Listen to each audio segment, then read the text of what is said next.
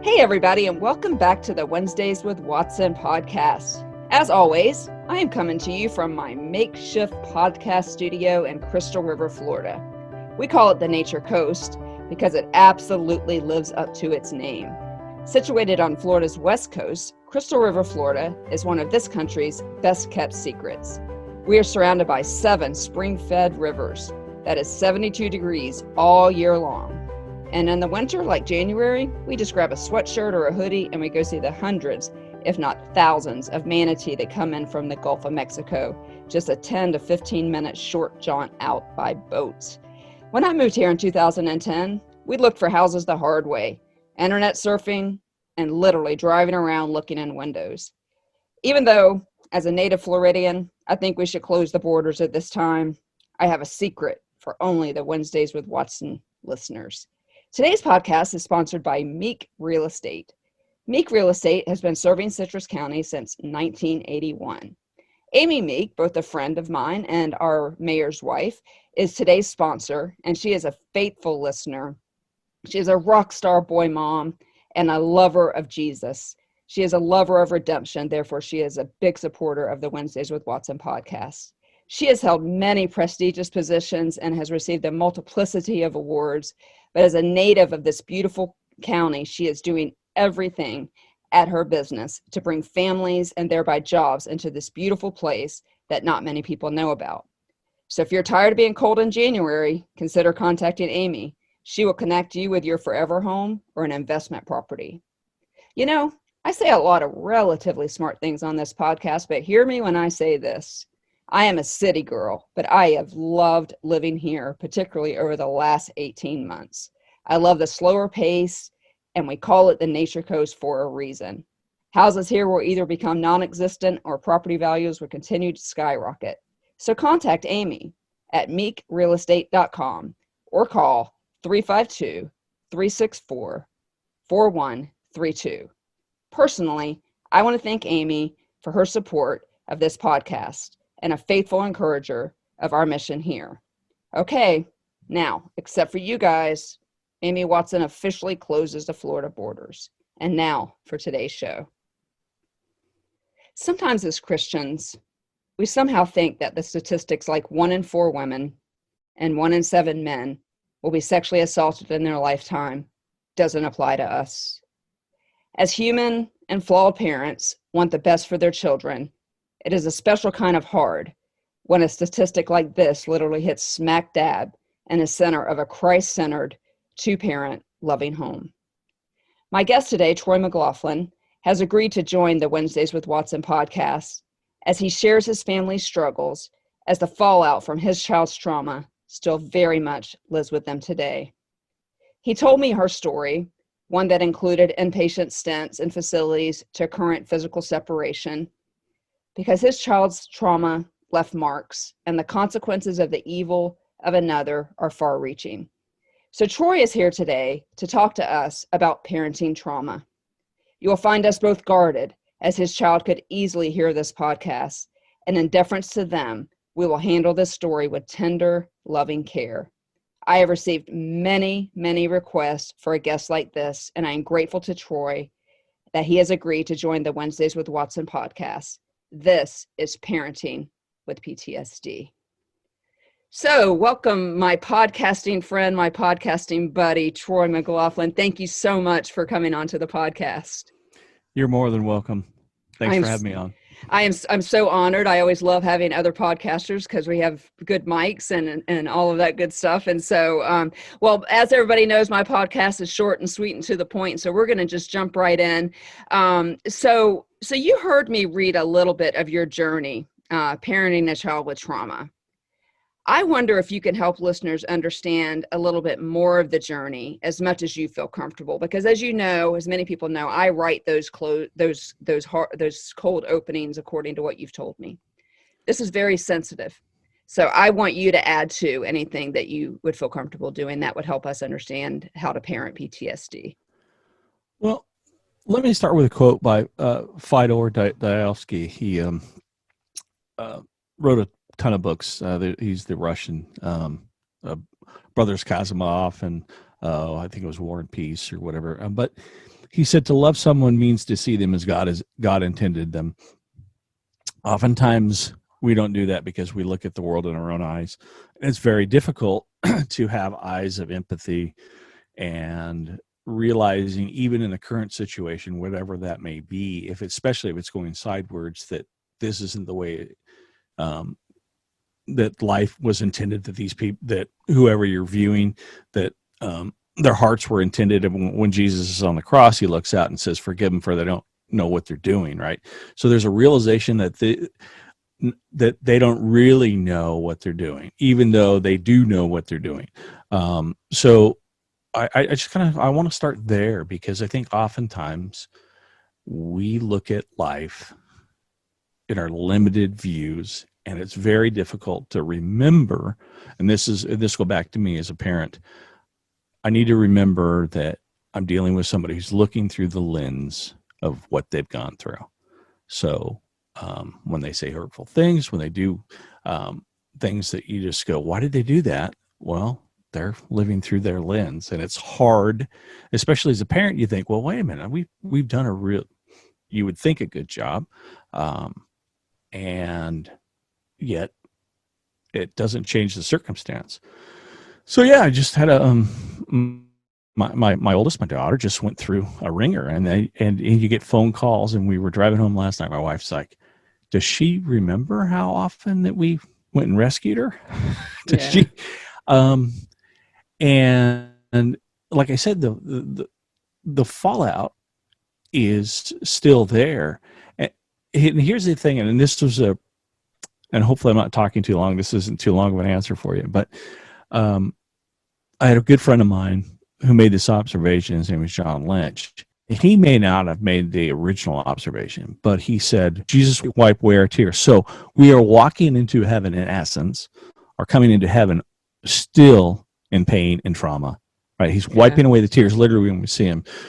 So I wish that the situation wasn't is the way it was, but if I look at scripture and I go, wait a minute, we're still going to walk into the heavenly situation with tears in our eyes. So we're still going to deal with it. And as Tolkien says, all the sad things will become untrue.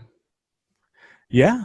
I love that so much. And I love that you're talking about looking through the lens, because as a PTSD patient, particularly over the last 18 months, it's very difficult. And I'm 50 years old, not 32 like I'm not 50 yet. I shouldn't say that about myself. I'll be 50 in December. But even now I have to sit down, even this morning, with one of my closest friends and say, try to look at this situation from this perspective.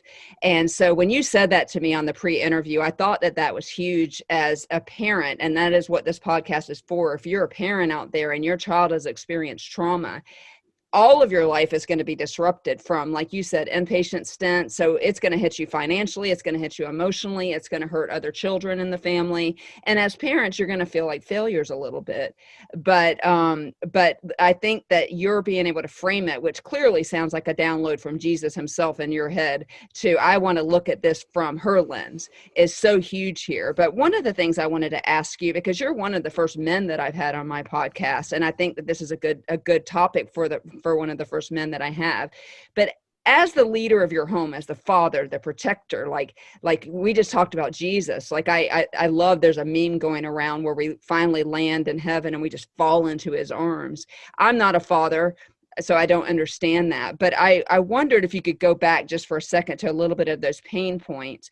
As the leader of your home, how did you try to normalize it? Or could you normalize it in any way? Or how did it hit you as a father? Well, as a father, I think the most troubling, or the most challenging thing was, how do you protect your kids? That's your primary. You feel like that's your primary job, and yet you can't. And I mean, you can and you can't. You can do your best, but that still doesn't keep the world from coming in. And then I think I've had to just learn to realize that, as a parent, that it's their lives. It's not ours. We don't own it. We steward it, and we steward it as well as we can. And I think this, I'll make this encouragement to someone who's listening, maybe even as a dad. It's okay that the situation's not okay. That's, I mean, and you walking through it, that's okay. That's life. And don't beat yourself up about it, because there may not have been anything you could have done that would have prevented it.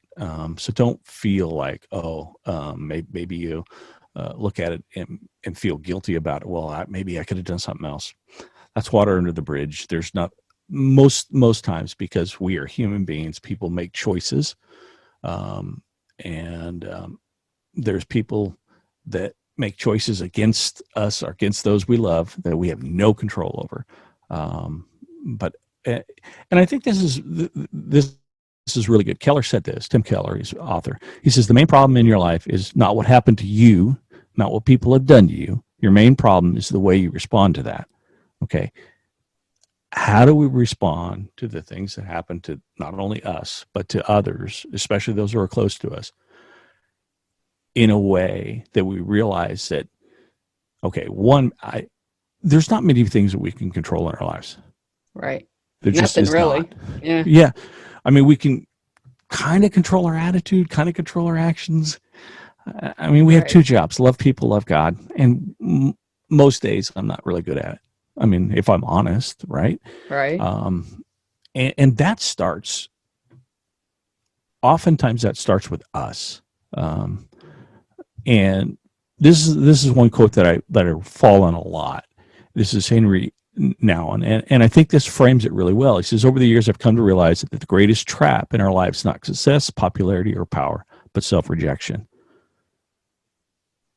Okay, that voice that's inside the back of my head that runs over and over, the groove that it makes of, well, I always do this, or this is right. That conversation that we have with ourselves all the time. One of the things, and they've discovered this, right? Science now knows that we can change the way our minds work. Right. We've talked about it a lot on this podcast. Yeah. Okay. I mean, there's something like 11 layers of this. I mean, that they've discovered, right? One of the verses in the New Testament is, right, whatever is true, whatever is kind, you think on the, and boom, boom, boom, right? We go over that whatever is true, and we just skip on to the rest of it, I think, often. Well, okay, let's stop there for a second. Oh, wow. Okay, so that's Philippians 4:8. Right. Right. So we skip over the whatever is true to avoid the pain. Sure. I think that's true. But I also think if we don't start with what's true. Which, tell me what that is. Sovereignty of God. But all of those things, right? So, okay, so let's just, and one of the reasons why we skip over what's true is we don't know the character of God, because oftentimes we don't spend time either in community, in his book, in prayer. Okay, so we don't have an anchor point that we can go back to and go, oh, wait a minute. This thing that I'm saying to myself, that it's going over and over in my head, is not true. Why is it not true? Well, this is, okay. I mean, you can do this with literally with relationships that we have, whether it's wife or spouse or a friend. Well, we always make up a story. We're people of narratives, right? You see the little 3 dots going off in your phone and you're like, oh, and then they don't send you your message. Then it disappears. Right. So, and what's the thing that oftentimes you do? You always view it as the worst thing. We make the worst up of it. Oh man, they don't want to talk to me. Maybe I said something wrong, right? So there's the narrative in our heads. And then if you add trauma and you add a struggle and you add all these other things, right? You take those circumstances and then you add that to it. And you go, well, yeah, well, look at this. Look what happened, right? And maybe if you're a victim of it, you're thinking the same thing. Well, maybe it was my fault. Maybe it was, right? Maybe I did something, right? As opposed to what's true. No, there's evil in the world. There are people who make choices that are evil. And because of that, Um, there's a mess and detritus that, and yet, and God says, I'm always with you, even in the worst of it. I think it was one of the Holocaust survivors had talked about this. Somebody had said, well, where was God in it? And he's, as these people were getting, hung in the rafters, and he says, God was right there in the rafters with us. Yeah. I mean, but that's hard when you're going through it, when everything goes sideways and you're like, well, wait a minute, it's going sideways. So if it's going sideways, because we think I put in 50 cents, I get 50 cents back. No, that's not the way. Right. We kind of this karma kind of thinking, well, I did everything right. It should have turned out well. Well, no. Well, we don't live in a perfect world. And I talk a lot on this podcast about, all of my listeners aren't believers, right? Right. And Jesus, the star of my story. And we'll talk about that in a minute. He's clearly the star of yours too. But you just said something that I think everybody can hang on to, because we as believers believe that the scripture is the inerrant, infallible, truth, authority word of God, right? So we can go back even in these times of pain, and that Philippians 4:8 verse is one of my favorite verses. And I'm going to be chewing on what you just said for a while, that we often skip over what is true, whether it's the inner critic in our head or the truth of what happened to your child. And I don't know what it was like for you in those early years, but I know in my own trauma, I spent 35 years just not paying attention to what was true, what was evil is in the world. And we kind of have a choice with what to do with it. And so let me do this real quick, because you're a podcaster and I'm a podcaster. Let me ask you a question about that. We won't get too specific, but that it took you 35 years to kind of start to do that, right? yeah. So I think if you're listening to this, you're a parent. Remember that this may take a very long time. This may be a road. You may see glimpses of good, and then it goes back to the other way. Hang in there. Make sure that, here's the other thing. I don't think we often do this. When we're walking through these things, or we're talking to others about it, everybody needs a therapist. Now it may not be quote unquote professional therapy, but it's a community belonging, and we need to bounce these things off, because oftentimes, like you said, this thing is going on in our head that may not be true. Let's say we go to our friends and we say, hey, this is what's going on and this is what I feel, and they're like, well, that's not true. Oh, wait a minute. Because if it's our own voice, we're going to go down the dark road most times. It's so funny that you say that, because we have the 3 C's on my podcast, and so it's church, community, and trauma-informed counseling. So you actually kind of teed that up for me. But one of the things that I think that you said was so important, and then I just want to take one step back just for a second, but it's this idea of time.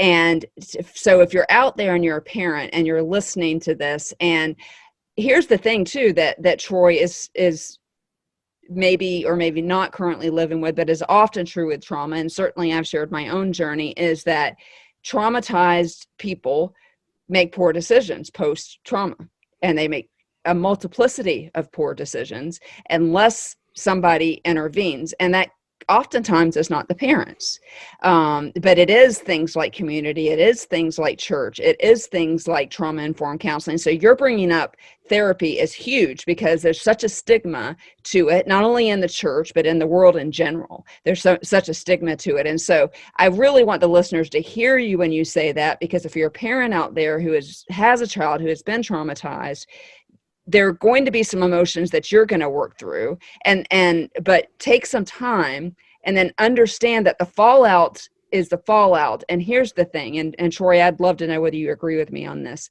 The fallout does not belong to you. No, I think if we lean into Genesis 1, when the world went sideways, however you believe that, whether it was 7 days literally or whatever, I don't know that it matters. But the narrative of the story is when everything went sideways, because we decided that we wanted to make our own decisions. We wanted to be God. We wanted to know what good and evil was. Well, we don't have that capacity. Right. That's God's capacity. When we start making those, and the fallout is so much deeper than I think we ever know.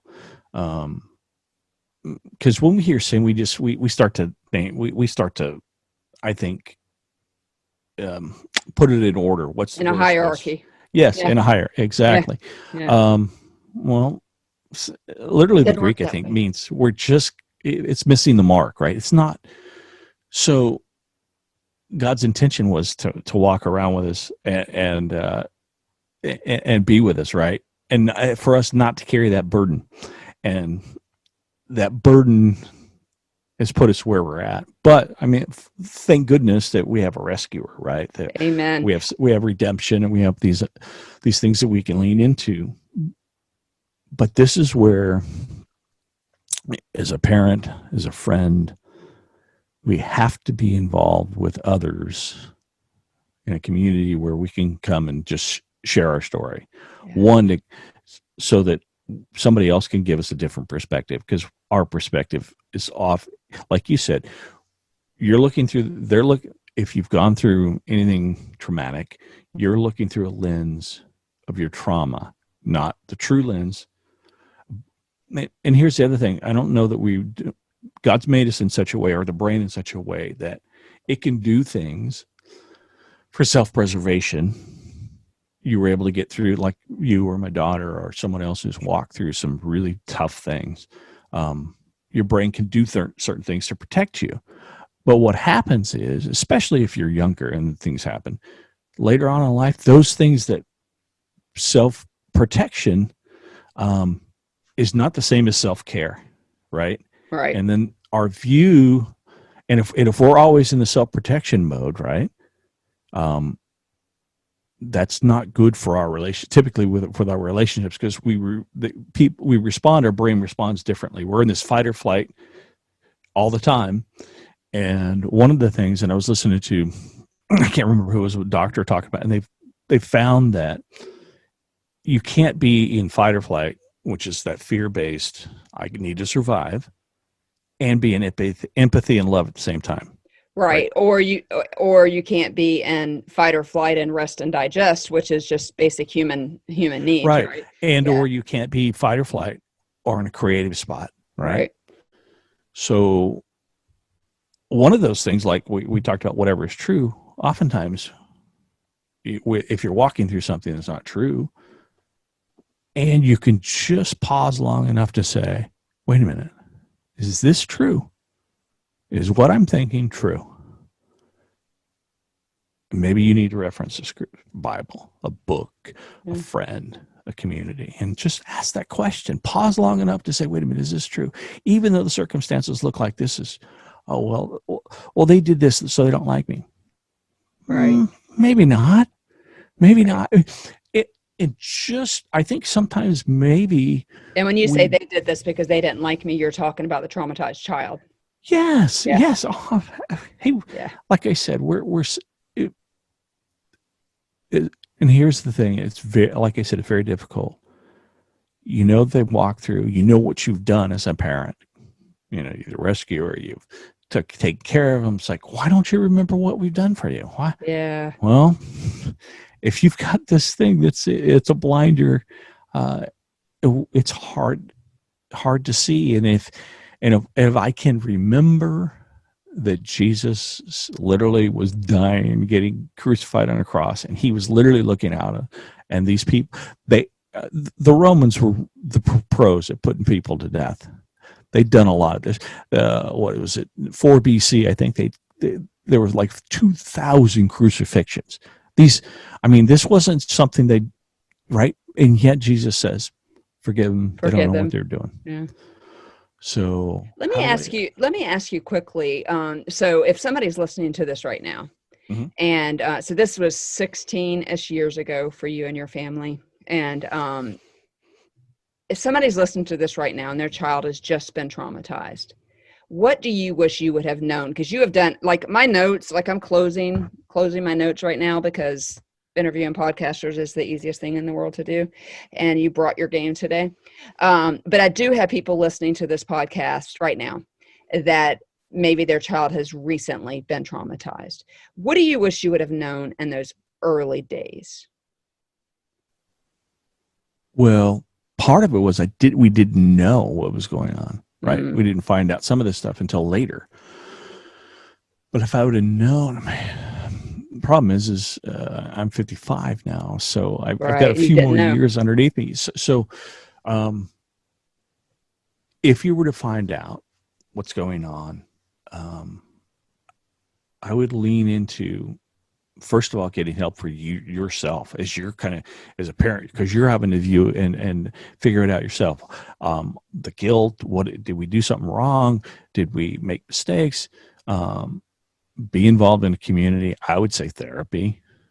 I really would. I would say get therapy, walk through it. So, in and when people hear that, I think there's often a stigmatism. I mean, Yeah. what's a good therapist? What do? They ask good questions. They ask good Right. questions and they walk you through. Yeah. Um, and go to somebody who's really trained, because you need a safe environment um, to do that. And that, I think that would be really, you have to lean into others who can help you. Um, I know I've referenced this a lot, but so that your view of what's happening is changed, or at least is maybe your direction of what you're looking at just a little bit, so that you can get a better perspective. Because I think our perspective is altered when we walk through trauma, either literally ourselves or for parents. Um, it alters the landscape. It really does alter the landscape. And, we have an enemy who does not want us to get that lens change, right? He does not want us to get the Philippians 4:8 lens change. Yeah. I wish I had that in front of me so I could read every one of them to you. But as a parent, as a traumatized child, I can see how a verse like Philippians 8, I can try to think of all 8 of them off the top of my head: true, honest, praiseworthy, excellent. I can't remember all 8 of them, but if you think of them, one of my friends taught me, as you're going to the beach and you're putting all these shells in this sifter and you sift it. And if it's not true, it goes out. If it's not honest, if it's not excellent, if it's not praiseworthy, if it's not the other 4 that I can't remember, you leave it, right?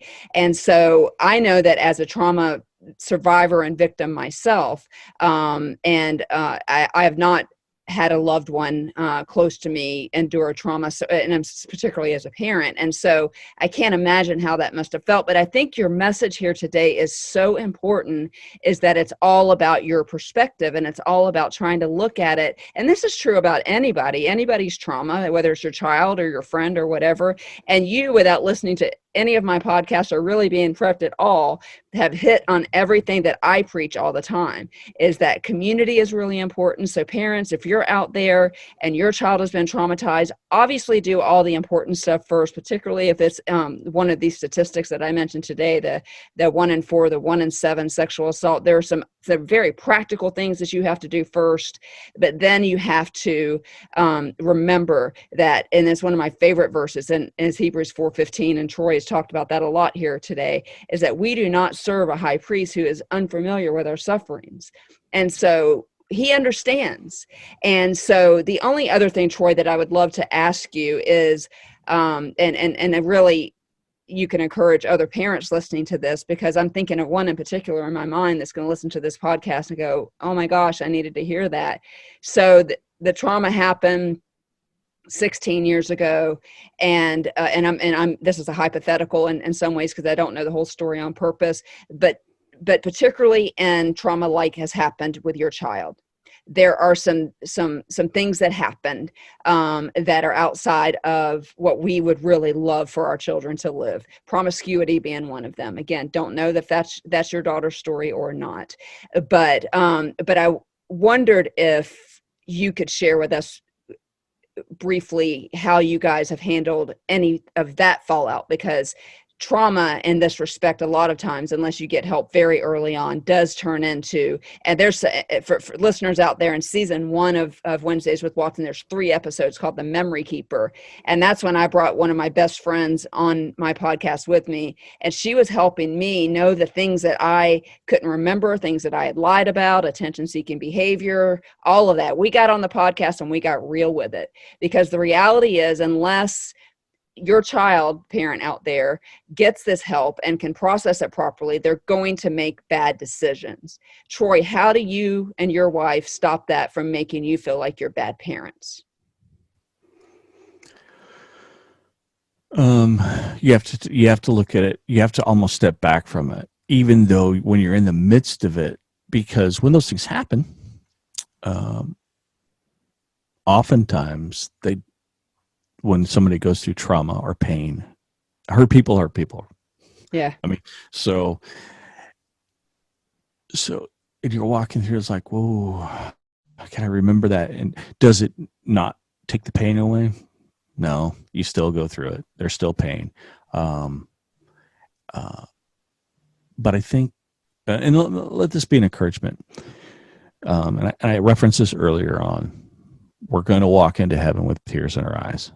They're going to be wiped away then.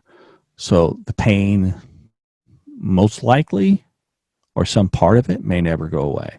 But that doesn't mean we can't experience joy and love. There's a whole book in the Bible. We avoid it. Lamentations. A whole book. Okay. We have a whole book where where in a sense, David or whoever wrote it airs their grievances to God, because God is the only one who could really take our grievances. You read some of the Psalms. Some of the Psalms don't end well. Some of them do, right? Hey, you start out complaining and then at the end you're not. But there are verses where David's like, God, just destroy my enemies. I think there's one verse in there that's it's to the, hey, take my enemies' babies and throw them against the rocks, right? Yeah. That made it into God's book. So it's okay to feel. It's okay. Yeah. It's not even okay. It's okay to express to God and point our finger to God and say, why this? And he's like, oh, okay. Right. And why my child? Right. Yes. Yeah. Why my child? Yeah. And then why do I have to do why do I have to deal with this? Yeah. Okay. Let me ask you one more question. How about other children in the home? How did it affect them, and how did you guys try to make sure that you could protect them as much as possible, not necessarily from the trauma, but from the fallout of the trauma? It still affects us. It still fair affects enough. them. Thank you for being honest. It does. I don't, and I wish I could. I think sometimes we get the idea that if we do 4 things, A, B, C, and D, that we'll get the result of this. It'll be better. And I don't know that that's the case. The Bible doesn't teach that, right? No. Here's the thing. We hear this thing called, this churchy word called sanctification. And let me reference it to this. When we go to the doctor, they call it medical. What's the second word? Practice. So wait a minute. I'm going in with a life-threatening situation, whatever that might be, and a doctor's practicing on me. Yep. Our lives are practice. Okay. Our spiritual lives are practice. Our whole life is a practice, which means we will continue to, you watch a baseball game or a professional, right? I don't know how many ground balls they've taken in their life, thousands and thousands. And you watch a game, you're like, why did he miss the ball? He's a pro. He should not miss the ball. He's right. Well, how about if we have that same discussion with ourselves in our own lives? Well, I should know better. Yeah, maybe, but you're a human, and guess what? We're still going to make those mistakes, or we're still going to think the same way. So let yourself off the hook as a parent is what you're saying. Give yourself a break. Say, have some compassion for yourself. That idea, right? Henry Noonan, right? The self-rejection thing, right? Oh, wait a minute.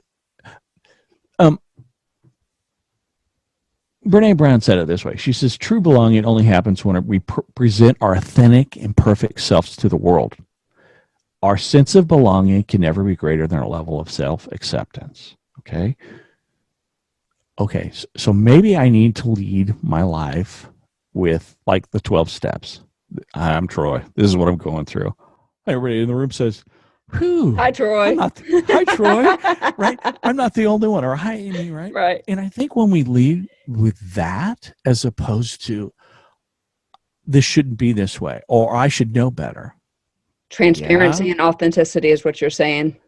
Yeah. We go to our kids when we can, and admit when we're just wrong. And more importantly, going to Jesus.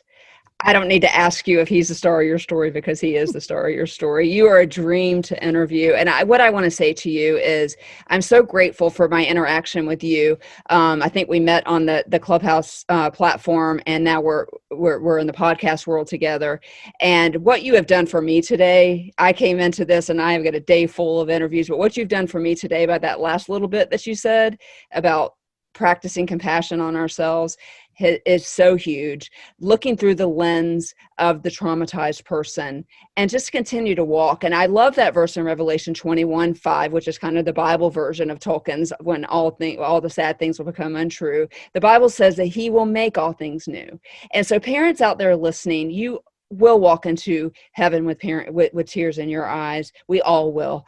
But as we mentioned that verse in Hebrews 4:15, we do not serve a high priest who is unfamiliar with our sufferings. And so let's start a 12-step program. My name is Amy. I am this. I need help with this. We've talked about community. We've talked about church. We've talked about counseling. Troy, it's been an absolute honor to interview you. Your authenticity is so honoring and so pleasing to the Lord.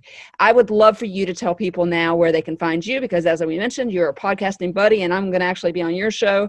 But before we close here, tell people where they can find you. And I want you to know how grateful I am to you, and we'll be praying for you and your family. Well, I appreciate it. The easiest way right now, we're rebuilding the website. So that's, if you try to go there, you're not going to get there. But This Undivided Life, and my first podcast is called Project Pastor. It's been around since 2013. It's amazing. I think we've done about 260 episodes. Wow. Shows, so. Well, you're 35. So, I was thinking this morning, maybe I'll quit when I get to 100, but I only drop every other week. And so, well, listen, thank you so much for coming on today. I know that you clearly have gotten the help that you guys need. I know you're still walking through it, but I wanted parents out there to know that there's hope, and I think that you've given that to them today. And so, thank you so much for being on the show, and I hope you'll come back. You're more than welcome, Amy. Thanks a bunch. All right, thanks, Troy.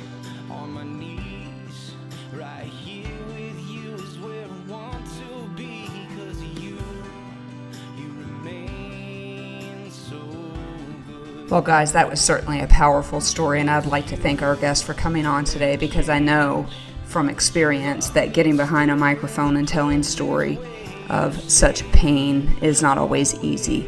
And so I am so grateful to our guest for doing that today. I would also like to thank Phil Baker. That's his song playing us out of the podcast, a song called Marked by You. You can find him on iTunes, and that song in particular is found on his album called Babylon. I am so honored, as always, that you continue to take the time to listen to our message of hope and healing. Season 2 is the healing zone, as we mentioned. This is the place where I hope that you walk away with some hope in your heart, because we believe that healing people help people. And because of that, I would love to invite you to subscribe to the podcast if you haven't already, rate and review it. This helps us get the word out, helps keep the podcast coming up in search engines so that we can get this into the earbuds of people that need it. If you need me, I am easy to find on all social media. Just Google Wednesdays with Watson and you'll find me in all of the places. When you get there, though, make sure that you hit all those buttons, like and share, and everything that just continues to help us get the message out. We will see you in a couple weeks, 2 weeks to be exact, and until then, let the healing continue. Glorify you and teach me to walk beside